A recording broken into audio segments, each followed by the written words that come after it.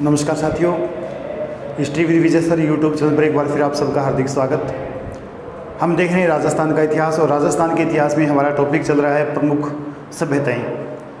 प्रमुख सभ्यताओं में हमने अब तक कालीबंगा, रंगमहल, बैराठ, आहट, गणेश्वर, जो प्रमुख बड़े बड़े स्थान हैं उनका हमने अध्ययन कर लिया है, और जो छोटे स्थान हैं उनका हम संयुक्त अध्ययन करने जा रहे हैं। कौन कौन से स्थान हैं, कौन कौन सा जिला है, क्या विशेषताएँ हैं, उत्खनन किसने किया, काफ़ी ऐसी जानकारी हमें मिलने वाली है आज के टॉपिक में।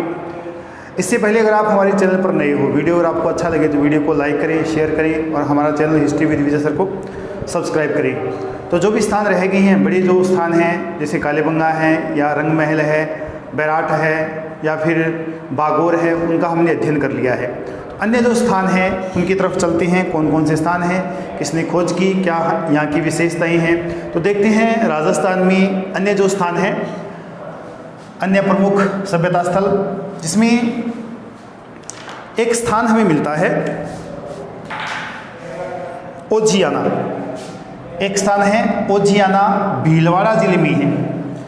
भीलवाड़ा जिले में है ओजियाना स्थान। संभवतः यह है ताम्रयुगीन सभ्यता से संबंधित स्थान है। यह जो ओजियाना स्थान है ताम्रयुगीन सभ्यता का स्थान रहा है, क्योंकि यहाँ से हमें काफ़ी ऐसी चीज़ें मिली हैं जो इस स्थान को ताम्रयुगीन सभ्यता से संबंधित करती है। तो कौन कौन सी चीज़ें यहाँ से मिलती है, कौन कौन से लोगों ने इसका उत्खनन किया था। उत्खनन इसका हुआ था 1999-2000 के मध्य। पहाड़ी पर स्थित स्थान हैं। मुख्यतः जितने भी हम स्थान पढ़ते हैं, कहीं न कहीं नदियाँ होती हैं, तो ये जो स्थान है ये पहाड़ी पर स्थित एक ऊंचा स्थान है। उत्खनन में ओजियाना बेल, एक वर्षभ की आकृति हमें यहाँ से मिलती है, एक बेल की आकृति मिलती है जिसे ओजियाना बेल कहा गया है। यहाँ से हमें गाय की मरण मूर्ति मिली है, और उस मूर्ति पर सफ़ेद रंग की विभिन्न कलाकारी की गई है।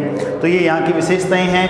यहाँ से हमें कार्नेलियन के मनके मिले हैं, फियोन्स के मनके मिले हैं, पत्थर के मनके मिले हैं, शंख व तांबे की चूड़ियाँ मिली है।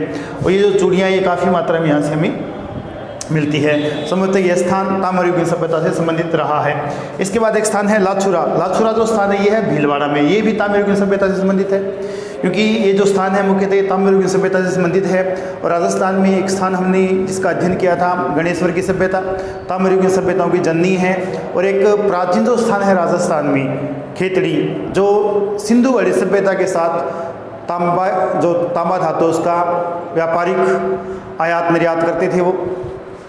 तो यहाँ लाछुरा भीलवाड़ा ये भी ताम्रयुगीन सभ्यता स्थल है। उत्खनन 1998-99 में B.R. मीणा के निर्देशन में हुआ था, और यहाँ से मानव व पशुओं की मरण मूर्तियाँ हमें मिलती हैं। लोहे का चाकू, तांबे की चूड़ियाँ, ये और भी औजार हमें यहाँ से काफ़ी मिलते हैं। तो ये जो लाछुरा स्थान है ये हमें मिलता है भीलवाड़ा से। ये भी ताम्रयुगीन सभ्यता स्थल है। इसके बाद अन्य जो ताम्रयुगीन सभ्यता स्थल है ये देख लेते हैं भी। एक स्थान है पिंड पांडलिया, ये मिलता है चित्तौड़गढ़। चित्तौड़गढ़ में स्थान है पिंड पांडलिया। इसके बाद एक स्थान मिलता है हमें झाड़ोल उदयपुर। झाड़ोल उदयपुर, क्योंकि यहाँ से जो हमें तांबे की चूड़ियाँ मिलती है और भी जो तांबे के औजार मिलते हैं, इन सभी स्थानों से हमें स्थान जितने भी हैं यहाँ से हमें समान रूप से मिलते हैं, एक जैसे मिलते हैं। तो ये स्थान इंपॉर्टेंट है। कंपटीशन में पूछ लिया जाता है कि निम्न स्थान किस सभ्यता से संबंधित है, ये स्थान किस जिले में है, तो पिंड पांडलिया ये चित्तौड़गढ़ जिले में है। झाड़ोल उदयपुर प्रसिद्ध स्थान है। झाड़ोल उदयपुर में एक साबणिया है, ये बीकानेर में है। नंदलालपुरा जयपुर में है। किराड़ोत ये जयपुर में है। और यहाँ से हमें 28 चूड़ियों के 2 सेट मिलते हैं। और किराड़ोत में जो हमें मूर्ति मिली है उस मूर्ति से 28 चूड़ियों के 2 सेट हमें मिलते हैं। और ऐसे ही हमें चूड़ियों के सेट मिले थे मोहनजोदड़ो में। वहाँ एक महिला के हाथ में 24 चूड़ियाँ हैं, तो यहाँ हमें 28 चूड़ियों के 2 सेट मिलते हैं। इसके बाद स्थान है एलाना जालोर, ये भी प्रसिद्ध स्थान है। इसके बाद एक स्थान है बुद्ध पुष्कर, और इसे हम पढ़ते हैं बूढ़ा पुष्कर। वास्तव में ये बुद्ध पुष्कर है, क्योंकि प्राचीन समय में पूरे भारत में बौद्ध धर्म का बोलबाला था, और पूरे भारत में जगह जगह बौद्ध धर्म से संबंधित स्तूप थे, मठ थे, विहार थे। और जब पुष्यमित्र सुंग शासक बना तो उसने हजारों बौद्ध स्तूपों को तुड़वा दिया था, मठों को तुड़वा दिया था। तो यहाँ से हमें महात्मा बुद्ध या बौद्ध धर्म से संबंधित काफ़ी अवशेष मिलते हैं। तो इस स्थान को कहा गया है बुद्ध पुष्कर, जिसे हम पढ़ते हैं बूढ़ा पुष्कर। वास्तव में ये बुद्ध पुष्कर है अजमेर में। इसके बाद कोल माहौली स्थान है, ये है सवाई माधोपुर में प्रसिद्ध स्थान है कोल माहौली। मलाह स्थान है भरतपुर में। हारपून व तलवार, यहाँ से हमें तांबे के औजार मिलते हैं। हारपून व तलवार, ये हारपून बड़े जानवरों का शिकार करने के लिए उपयोग में लाया जाता था, जैसे गेंडा है या भैंसा है, और जो बड़े जानवर होते थे उनका शिकार करने के लिए हारपून का प्रयोग किया जाता था, और तलवार का यहाँ भी प्रयोग किया जाता था। इसके बाद है जोधपुरा, ये जयपुर में है, साबी नदी के किनारे हैं। इसका उत्खनन किया था RC अग्रवाल व विजय कुमार ने। ये जो स्थान है जोधपुरा, जोधपुरा क्वेश्चन पूछ लिया जाता है कि जोधपुरा सभ्यता स्थल किस जिले में है, तो जोधपुरा सभ्यता स्थल है जयपुर में। इसके बाद लोह युग की सभ्यताएं, इनका हम देख लेते हैं। लोह युग से संबंधित सभ्यताएं, लोह युग से संबंधित हमने एक अध्ययन किया था बैराट का, और बैराट जो जयपुर में है, जयपुर के पास बैराट की पहाड़ियों से हमें काफ़ी अवशेष मिले हैं, जहाँ से हमें शंखलिपि के प्रमाण भी मिलते हैं, और भी गोलबोध मंदिर मिलते हैं, बड़ी शानदार विशेषता है। तो इसके जो स्थान हैं, इसमें एक स्थान है ईसवाल, ये है उदयपुर में। 2000 वर्ष तक लोहा गलाने के हमें प्रमाण मिलते हैं। ईसवाल जो स्थान है उदयपुर में है, और यहाँ से हमें लोहा गलाने के प्रमाण मिलते हैं, और लोहा गलाने के जो प्रमाण वो मिले हैं 2000 वर्ष प्राचीन से। आज से 2000 वर्ष पहले तक, या 2000 वर्ष पहले से यहाँ से लोहा गलाना शुरू किया गया था। प्रमुख लोह उपकरण औद्योगिक क्षेत्र था ये। इसके बाद एक स्थान है नगर टोंक। नगर टोंक कृष्णदेव की देख रेख में प्रसिद्ध पुरातत्वविद थे कृष्णदेव, इनकी देख रेख में यहाँ उत्खनन हुआ था नगर टोंक में। इसे कारकोट नगर भी कहा गया है, क्योंकि यहाँ से बहुत बड़ी मात्रा में सिक्कों की एक निधि मिली है, जिसमें 6000 सिक्के तो मालवगढ़ के हैं, 6000 मालव जनपद के सिक्के हैं। और ये जो मालव जनपद के सिक्के हैं, ये संसार के सबसे हल्के सिक्के हुआ करते थे। तांबे के सबसे हल्के सिक्के अगर किसी के थे तो वो मालव जनपद के मालव शासकों के थे। यहाँ मर्द पात्रों पर पशु व मानव की आकृतियाँ हमें मिलती है। यहाँ से एक महिषासुर मर्दिनी की प्रतिमा भी मिलती है, महिषासुर मर्दिनी की प्रतिमा भी हमें यहाँ से मिलती है। इसके अलावा पत्थर पर मोदक गणेश, पत्थर पर बैठे हुए गणेश की मूर्ति भी हमें यहाँ से मिलती है। 3 फणधारी नाग, ये क्वेश्चन इंपॉर्टेंट बनता है, यहाँ से हमें 3 फणधारी नाग मिलता है। कमल धारण लक्ष्मी की खड़ी प्रतिमा, ये भी हमें यहाँ से मिलती है।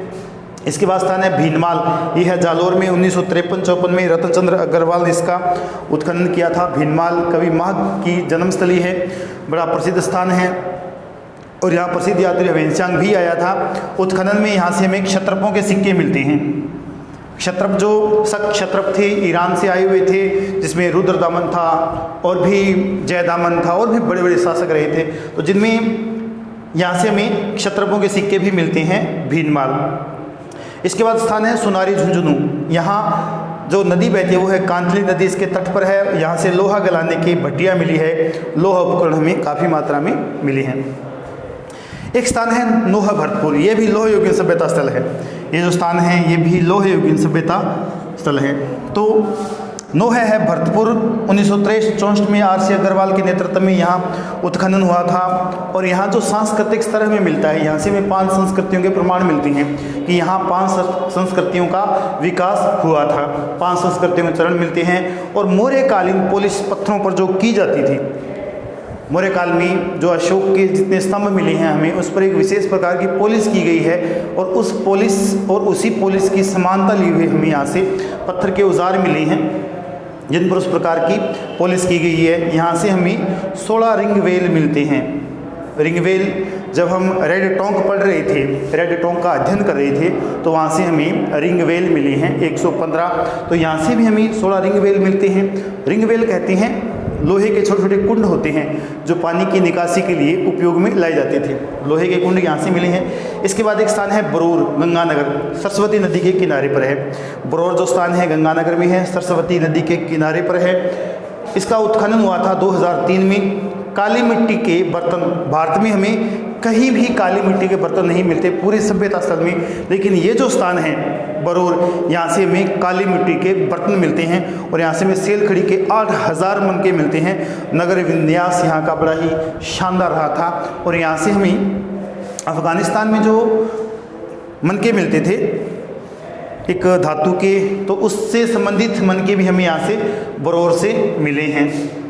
तो ये प्रमुख स्थान थे मुख्य मुख्य जो स्थान जिनका हमने अध्ययन इससे पहले कर लिया था, ये कुछ एक स्थान हैं जो काफ़ी छोटे हैं, लेकिन विशेष कोई क्वेश्चन अगर बनता है तो इनमें से आ सकता है। तो ये स्थान, इसके बाद हम मिलेंगे राजस्थान का एक शानदार टॉपिक लेकर, राजस्थान में ऐतिहासिक काल। तब तक आप सबका बहुत बहुत धन्यवाद।